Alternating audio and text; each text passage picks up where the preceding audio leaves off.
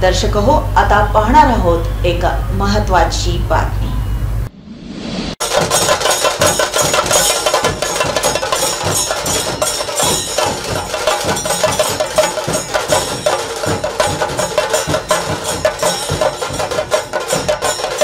केरळमधील श्री पद्मनाभ स्वामी मंदिराचे विश्वस्त आणि त्रावणकोर राजघराण्याचे युवराज आदित्य वर्मा यांनी श्रीमंत दगडूशेठ गणपतीचं दर्शन घेत महामंगलारती केली।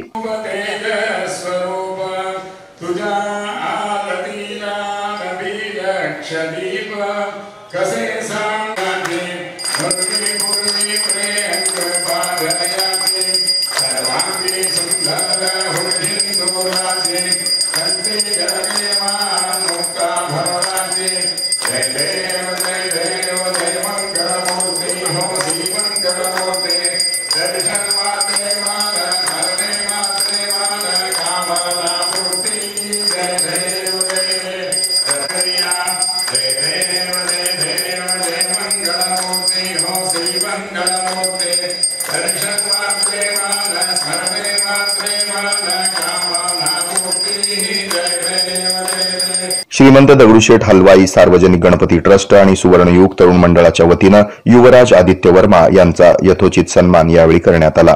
सन्मान चिन्ह आणि यंदाच्या गणेशोत्सवामध्ये ट्रस्टतर्फे साकारण्यात आलेल्या श्री पद्मनाभ स्वामी मंदिर प्रतिकृतीचं भव्य छायाचित्र त्यांना देण्यात आलं।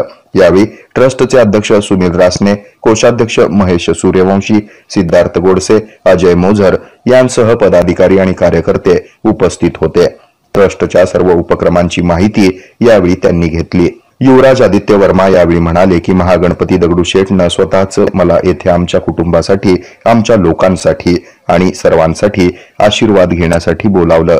जेव्हा मी येथे आलो तेव्हा मला श्री पद्मनाभ स्वामी मंदिराची दगडूशेठ गणपतीच्या गणेशोत्सवात केलेली प्रतिकृती पाहायला मिळाली।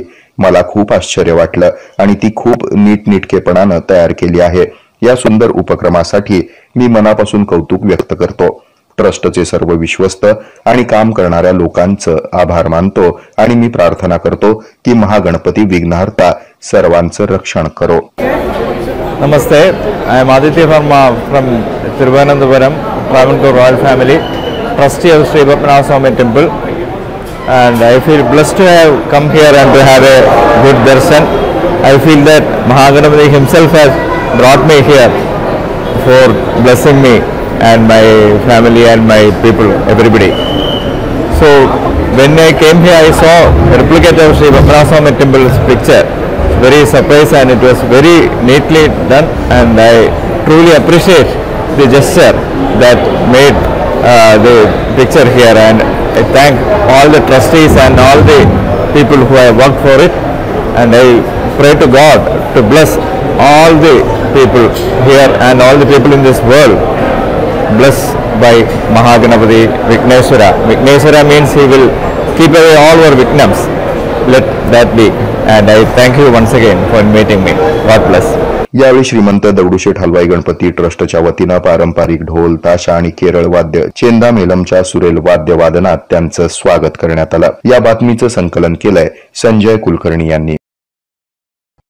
हे आहे मेट्रोकास्ट केबल नेटवर्क आणि आपण पाहत आहात द न्यूज प्लस बरच काही।